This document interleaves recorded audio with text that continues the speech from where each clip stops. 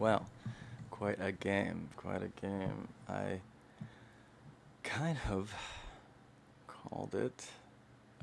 Yeah. The only thing is I thought that Michigan would have to have less than two interceptions, and they could very. I said exactly with good quarterback play, Michigan definitely could win this game. And then I went on to suggest that probably a good multi-leg would be less than two interceptions for Warren if you thought Michigan was going to win the game. I don't like to. I decided that I don't want to really call things. I want to try and express the logic behind how you would bet it, but you know, um, it's pretty clear that I thought the spread was very, very insane, and that I saw a clear path for Michigan to win. It was just decent quarterback play. It means those two teams are a lot closer than you think. And if Ohio State hits the two field goals, it changes the game. I mean, significant. There's a lot there. I thought Ohio State. There's a lot of bad play calling, and a lot of towards the end, it just seemed like they were defeated already. I mean, when they got that pick, so Warren throws. He had a slam dunk. If you haven't seen the game, it's actually probably the best college football game I've ever seen. In terms of when you take all of the elements that are going on here, Ohio State was the um, uh, betting favorite going into this game to win the national championship still, and they were. I thought it was only 19, but apparently it got up to 23 and change point favorite. That means that there were a lot of bets coming in for Ohio State. So the psychology is, that um, Ohio State bettors felt like this was their year, and so as the number got higher, they kept betting. So Vegas kept boosting it, um, and that's those. I had seen Michigan, both live and on television, and Ohio State obviously just on television, but Michigan it needed quarterback play, and the quarterback play was decent. And what happens? They beat Ohio State, Also, as much as this vindicates Sharon Moore, it also kind of vindicates my tiny little sports show because of the amount of time that I've spent saying people shouldn't over criticize Sharon Moore, because if you replace the quarterback play with decent quarterback play, I mean, the blocking schemes are really interesting and really creative, and they're effective. And the either, oh my gosh, they really they executed this well. I like the play calling, especially on defense, was really really well done. I thought I was I was actually, especially towards the end of the game.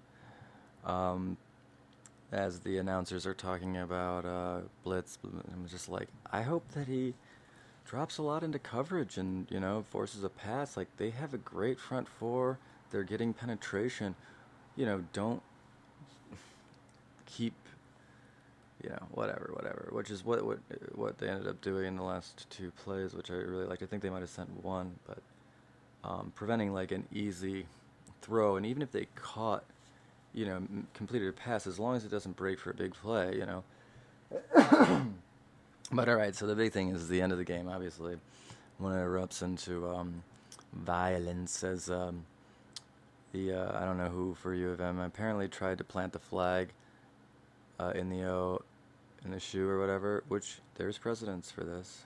And then a bunch of Ohio State players started to fight him and stuff, and then the announcers are like, "Oh, well, how can we allow this terrible, violence, or it's such a it's so shameful, you know these kids have been conditioned to like really harness their hate and direct it towards one another in what is ultimately an indoctrination scheme. Like, the whole rivalry thing, all this, like, you want them to channel this rage and crap, blah blah blah blah blah. But then when they channel it, then you want to shame them, like, this is that game is exactly what it was supposed to be, I guess. Like, I guess the real criticism is that Ohio State didn't show the same amount of passion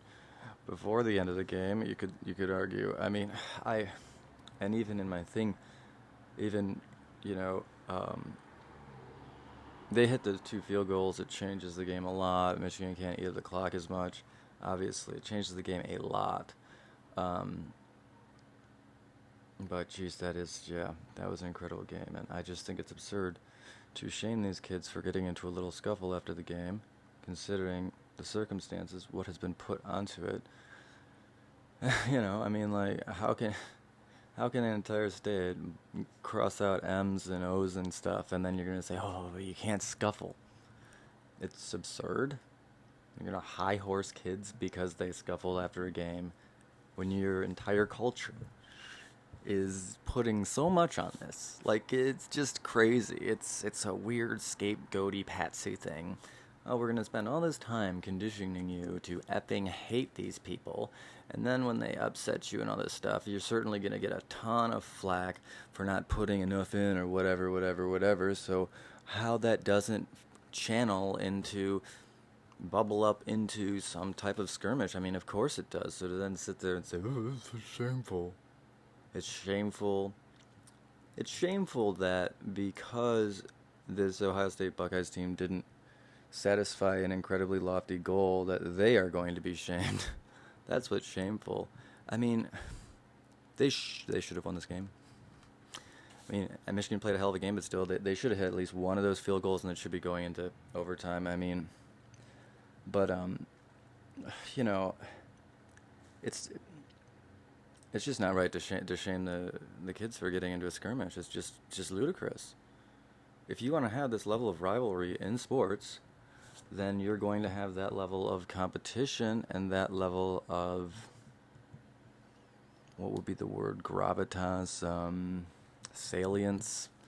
So when you succeed and do not succeed, there will be a natural high degree of friction. So this is exactly what they wanted. So to then shame the players for delivering exactly what America wanted, I hope Ohio State actually gets in. They deserve to be in the playoff, obviously. They do, they do, they do, they do. And it would be a shame if they were kicked out of it, because that'd be BS.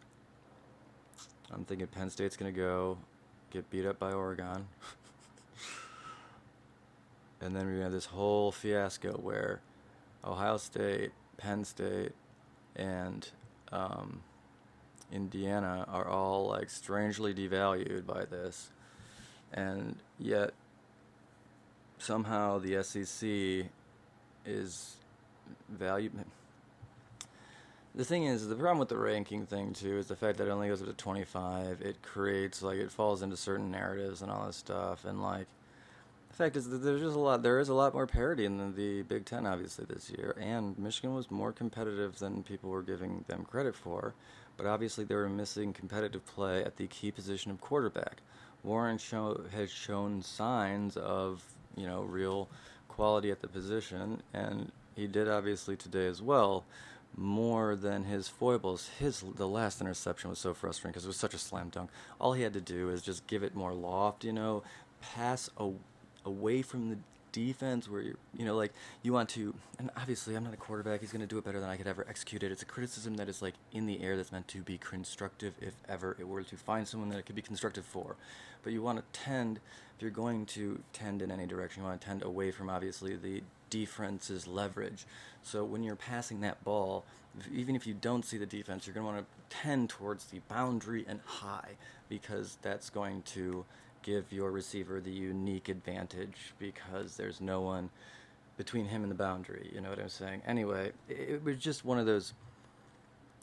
Oh, it was such a slam dunk. It was a good play call, and I think, and then learning a little bit more about Warren, Davis Warren. I guess he's a walk-on. I guess he had gone through chemo and serious recovery story. So, you know what? It probably was worth it to invest in him. I don't think he's got more years, right? So, Um, if you can cut the picks down, everything's great. Because that team is good. It's good. Obviously, beat the favorite for winning national champion. And Ohio State really could win national championship still. How can a two-loss Ohio State team not make it to the college playoff and a three-loss SEC team can? I mean, like, how can Indiana get kicked out at this point? I mean, like, the fact is on one hand, it's good because there's more parity, but on the other hand, I just hope, as weird as this sounds, because I did love watching Ohio State lose. That was awesome. But I hope that it doesn't result in Indiana getting kicked out, because that's BS. There's a lot more parity between Indiana and Ohio State than people are realizing. I mean, like, Indiana doesn't bobble those two balls, and then you... The fact of the matter is that Ohio State still deserves to be in college playoff, and so does Indiana. And so obviously Penn State and Oregon are probably going to play for the Big Ten. I don't know why Oregon hasn't been the favorite to win national championship the whole damn time. Since before even the start of the year almost. But why it took to now for them to become favorites is also bizarre. But I still think Ohio State is one of the top teams. I think we're gonna find out in the 12-team playoff is that there's more. I think we're gonna find there's more parity between the Big Ten and the SEC than is preached. And I think that there'll probably be more parity across the entire board. Yeah. I think the SEC is better top to bottom, but I think the top half of the Big Ten is very comparable with the top half of the SEC. And really, the bottom half's getting better. I mean, like, whatever. What am I talking about? That was just a great game. Oh, yeah. Sharon Moore. I love how he always passes off to a player. I thought that was classy. I love how the announcers... oh, jeez. Shaming the kids. So weird. So weird. You're going to create all this media building up the significance of this rivalry, and then you're going to shame the kids when they take it seriously.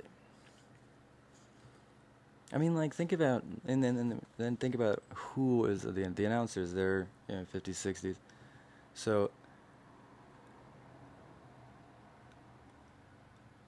it's just absurd. Ohio State, what's his name, punched a kid. That was worse. But, yeah, that was worse. I mean, but, like, if you're going to preach this level of competition and literally use the wording violence, that will carry over, obviously, to pretend like these things exist in a vacuum, but then they don't, because you're crossing out O's and M's and stuff like that. So to imply that it's just on the field is insane. Like, think about all of the consequences for Ryan Day. There are a lot of consequences for Ryan Day, and his biggest mistake may have been trusting the play caller. I didn't get some of those play calls. I didn't get some of the play calls.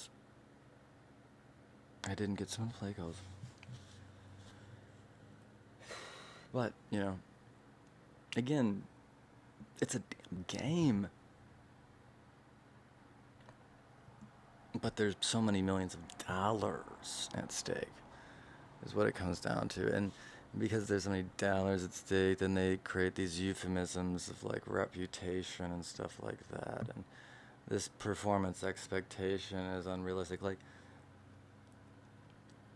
you just can't...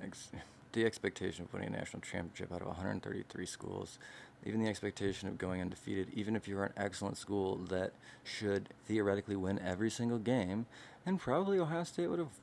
If they played this game 10 times, they'd probably win 7 of them. Maybe more. but maybe less. Who knows?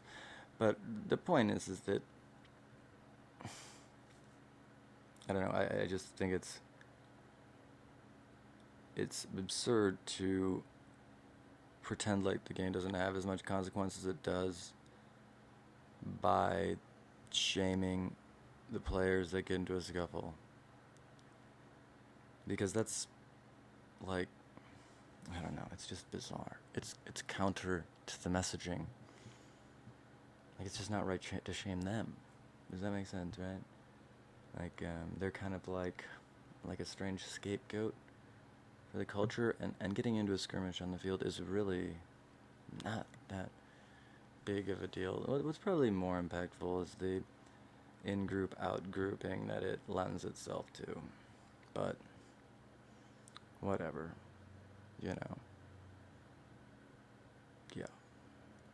Like, I guess I'm hoping that at some point people start to realize too how their in-group out-group mentality regarding sports, like, how that translates to other things and the consequences that has.